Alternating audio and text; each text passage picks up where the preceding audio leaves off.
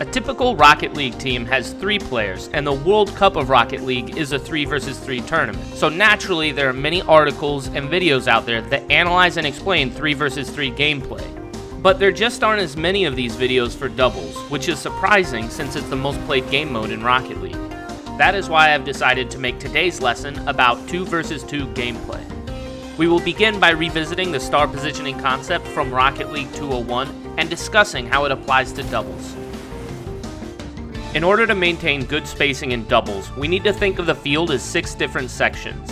This diagram will act as a guideline to help illustrate how we should maintain our spacing. We want to be in the sections next to our teammate so we can provide offensive or defensive support without getting in their way. We also never want to have our teammate on the opposite side of the field because that leaves too much space for the opponents. This is a part of the fluent game, and here we will look at one of my team plays as an example. I also added the diagram as an overlay so you can observe the general movements of our team. It's important to notice that we give each other space, and we're only ever in the same area when we're heading in 2 different directions. Our good spacing paid off. We were able to complete 3 passes, and we ended up scoring a goal. My teammate and I also had good trust and awareness, but I've already discussed these in Rocket League 201. I believe they are the same across all the multiplayer game modes, so I recommend revisiting the previous class if you would like to learn more about these principles. If you combine the spacing principles I talked about while prioritizing pressure, then rotation principles should not be required.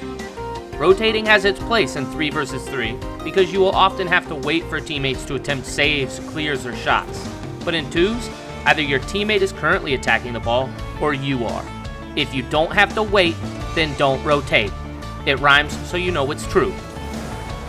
In the interest of exploring flexibility, we're going to run those last 2 clips back side by side.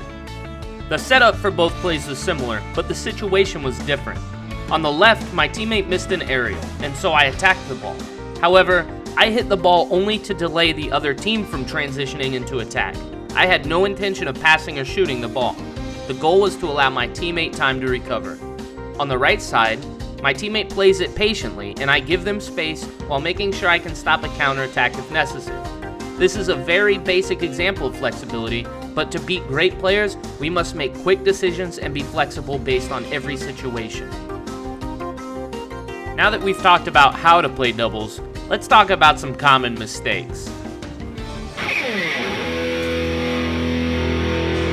Defensive pressure is one of the principles I covered in Rocket League 203, but it is one of the most common reasons that goals are scored in doubles. In this situation, I didn't maintain proper spacing, so once the opponents got by my teammate, I was too far away to apply pressure. Another one of the common mistakes is a lack of awareness. At the Grand Champion level, it's a real shame to see some players making these preventable mistakes.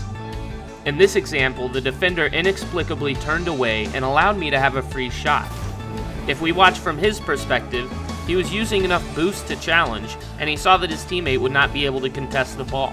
His decision to turn around was simply illogical. This next example is the reason for so many breakaway goals in doubles. This is a straightforward spacing failure.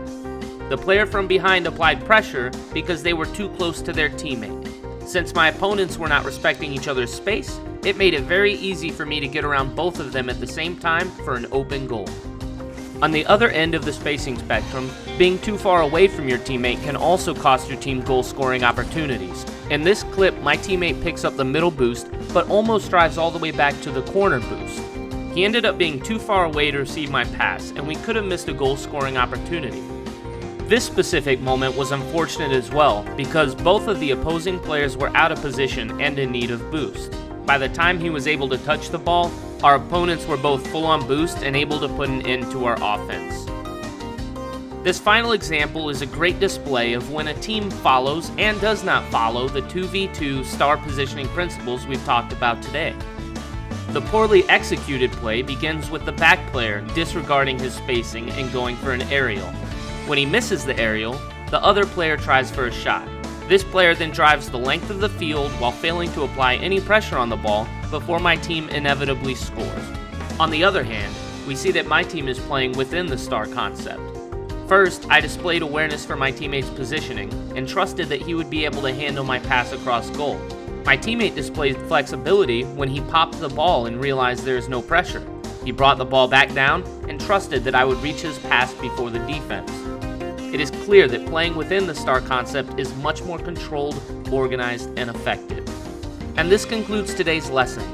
I hope this has helped you understand a little better how we play doubles at the champion levels, and if you have any questions, please leave them in the comments below, and I'll answer them as soon as possible. Thanks very much for watching. Class dismissed.